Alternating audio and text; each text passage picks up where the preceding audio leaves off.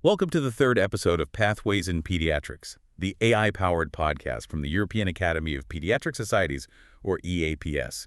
We're really thrilled to be back with you. Indeed. Great to be here. In our previous episodes, we've explored some vital topics like ICU and respiratory conditions, That's right. and immunology, genetics, and rare diseases. Today, we're incredibly excited, actually, to bring you a preview of another crucial theme for the upcoming EAPS 2025 Congress. Which is? Oncology, long-term care, and pediatric surgery. Yes. That's a theme absolutely packed with groundbreaking insights and, well, advancements. It's crucial stuff for every pediatric professional. Absolutely. So we're going to take you on a bit of a journey through some of the highlight presentations you'll be able to catch in Lisbon or online this October. Get ready for a deep dive into how we're improving outcomes and care for children across these really vital areas. Okay, let's start. Where do we begin our exploration? Well, I think we have to start with something that can literally be life-changing. The urgent need for early diagnosis in childhood cancer. Right, early detection. It's so critical, isn't it? And it's a focus for a presentation we're eager to hear at EAPS 2025. Exactly. Dr. Milan Minkov from Austria will be giving an essential talk titled Early Diagnosis and Referral of Childhood Cancers. Okay. And it's a stark reminder, really. Each year, an estimated 400,000 children worldwide are diagnosed with cancer. And while, curative treatments exist, Which is amazing progress in itself. it is. But Dr. Minkoff will highlight that diagnostic delays are still a major contributor to preventable problems, even death, especially in low and middle income countries. That's a really powerful point. Mhm. So what are the key challenges Dr. Minkoff will be talking about? Is it just awareness or is it more complex? It's definitely multifactorial. The talk will outline things like the low incidence of these diseases, meaning frontline providers just don't see them often. Right, they can be rare. Exactly. And the early symptoms are often really non-specific. They mimic benign illnesses, common things. So easy to overlook. Very easy. Plus, limited awareness among GPs and other frontline providers. And then there are the systemic barriers, too, getting access to specialized care. It's not just about knowing the signs. Okay, it sounds like a tough nut to crack, requiring a sort of multi-pronged approach. Yeah. So Mhm. what solutions will be proposed to tackle these delays? Well, Dr. Minkov will emphasize identifying key red flags, things like persistent fever, looking pale, unexplained bruising, or those little red spots, petechiae, unexplained masses, or that white reflex in the eye, leukocoria. The presentation will push for practical tools like clinical checklists, maybe digital tools, to help with early recognition. Makes sense, using technology to help. Yes, and connecting this to the bigger picture, integrating early warning systems into national guidelines, expanding pediatric oncology networks. Most system-level changes. System level, exactly. And empowering GPs with the knowledge and tools to act fast. The main message is pretty clear. Early diagnosis saves lives, it's cost-effective, and it needs a collaborative global effort. Life-saving and cost-effective, that really Yeah. hits home. So once a diagnosis is made, treatment happens. And thankfully, often successfully. Right. The journey isn't over. Modern therapies have dramatically improved survival rates, which is fantastic news. Incredible news. But this success brings a new focus, doesn't it? Yeah. Ensuring the best possible quality of life for these survivors. That's precisely where the perspective from Marianne van de Wettering from the Netherlands comes in. Her presentation is part of the long-term toxicity of childhood cancer therapy session, Okay. and she'll be discussing how to improve long-term outcomes. It's such an important question. What does survival really mean if quality of life is badly affected? Yeah, exactly. So what are some of the key challenges survivors face, maybe years after treatment, that affect that quality of life? Well, even though most children survive at least 5 years now, survivors often deal with adverse physical effects, psychosocial issues, neurocognitive problems, and these really impact their quality of life. The talk stresses that prevention, identifying these things early, and timely treatment are absolutely central to follow-up care. The aim isn't just survival. Right. It's optimized quality of survival. Optimize quality of survival. I like that framing. Now, I understand subfertility or infertility is a huge concern for many young survivors. That must weigh heavily. Oh, absolutely. The presentation highlights that surveys show, quite strikingly, 75% of survivors consider infertility the most important late effect. Wow, 75%. Yeah. and about 25–35% are at high risk.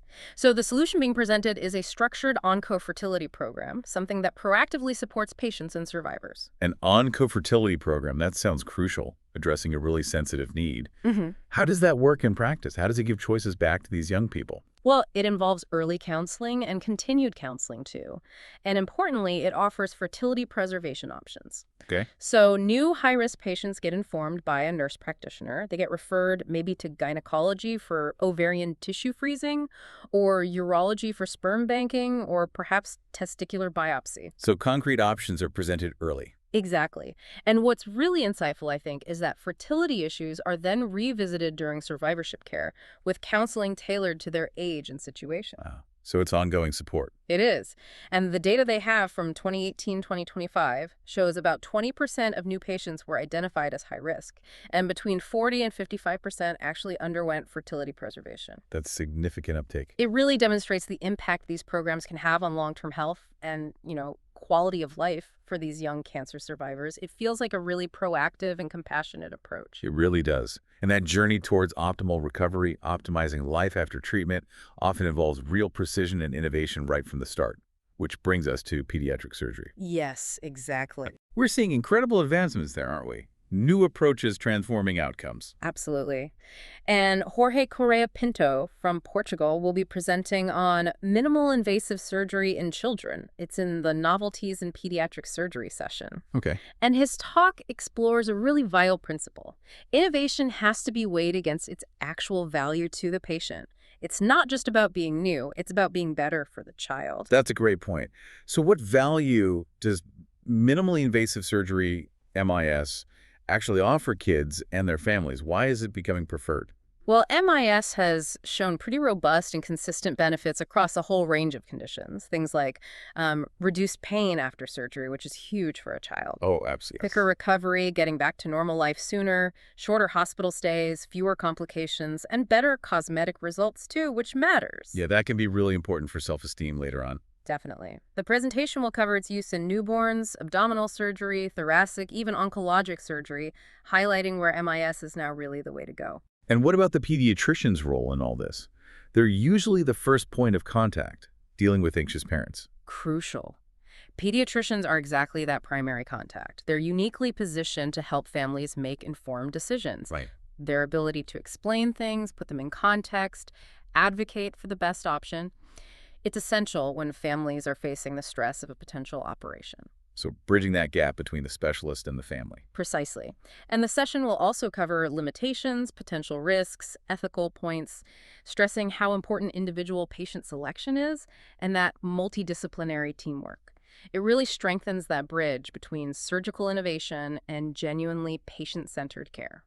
Great.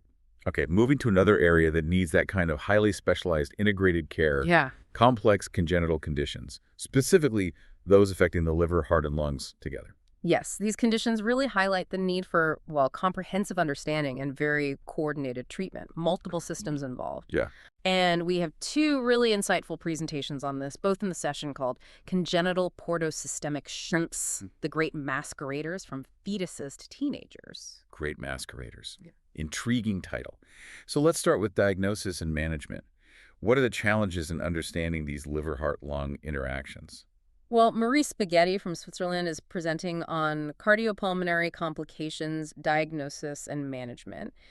His talk will explore how liver diseases can cause significant changes in blood flow, systemic, and pulmonary hemodynamics. Okay. He'll discuss conditions like cirrhosis, non-cirrhotic portal hypertension, hereditary hemorrhagic telangiectasia, and critically, these congenital portosystemic shunts, or CPSS. And these CPSS have particular effects on the lungs. Yes, exactly. They can have specific repercussions on the pulmonary circulation. So what are these specific lung complications, and how do doctors usually find them? Mainly, it's hepatopulmonary syndrome, HPS, where liver disease affects the lungs' blood vessels, and portopulmonary hypertension, POPH, which is high blood pressure in the lung arteries linked to chordal hypertension.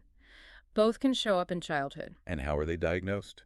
Sometimes during routine heart checks for kids known to have portal hypertension or CPSS, or the other way around, during a workup for newly found pulmonary hypertension or HPS, they might uncover the underlying liver issue or shunt. echocardiography heart ultrasound is the key screening tool. Got it. And managing PPH sounds particularly challenging. You mentioned it can be aggressive. It is. PPH can progress rapidly and has significant mortality. Often it's quite advanced when diagnosed because early symptoms are scarce. That's concerning. Dr. Bighetti will share that, based on the experience so far, which is limited, early and aggressive treatment with specific PAH medications seems to improve hemodynamics. It can even make liver transplantation possible. So early detection is key there, too. Absolutely critical. Understanding that complex relationship between the heart, lung, and liver is vital for spotting and managing problems, especially around surgery. That really sets the stage for the next step, doesn't it? Treatment. How are these complex shunts actually dealt with? Right. So Stephanie Franchiabella from France will provide crucial insights on treatment of CPSS, what to do and when. The main treatment is closing the shunt, or shunts. Closing the abnormal connection? Exactly. Either using interventional radiology, minimally invasive techniques, or traditional surgery. And closing them has been shown to prevent, treat, or at least stabilize the complications related to CPSS. Okay, but what decides when and how to intervene? It sounds like it could vary a lot. It does. The timing and the technique depend on several things. The specific type of CPSS, the patient's own anatomy, any other associated conditions they might have, their age. Makes sense. And importantly, the experience of the medical center doing the treatment. For the most common type, portohepatic shunts, they often close on their own in the first few months of life. Well, spontaneously. Yes. So even if they cause symptoms early on, the symptoms tend to resolve. If that kind of shunt is still there after 1 year old, then embolization blocking it off should be considered.